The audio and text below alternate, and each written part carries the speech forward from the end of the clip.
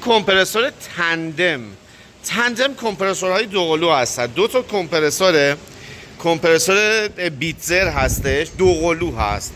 دوتاشون ببینید به این صورتن. ساکشن یکی هست. باز کردیم. یه نکته جالب داریم در مورد این کمپرسور. ببینید قسمت کارتر رو که باز کردیم قطعات خوردگی ندارند.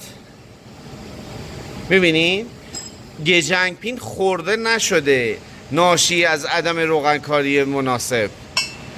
اویل پمپ بوش اویل پمپ تمیز هست و خود کمپرسور هم بسیار داخلش تمیزه، اما قطعات مکانیکی یه دفعه خرد شدن.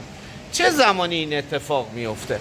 ببینید برگشت مایع حجم بالا مثل زمان استارت، مثل نبودن هیتر کارتر، تمام اینها میتونه باعث بشه که یک دفعه یه حجم بالایی مبرد مایع وارد سیلندر بشه.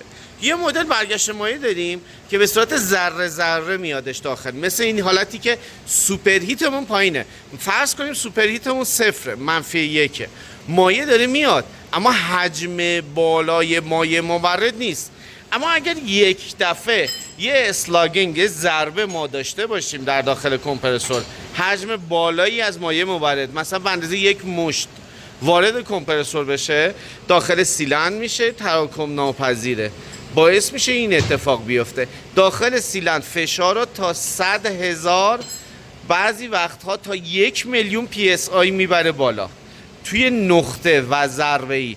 حتی خیلی هم مواقع میلنگ میشکنه یا حتی سیلندر پوسته کمپرسور ترک میخوره یا میشکنه.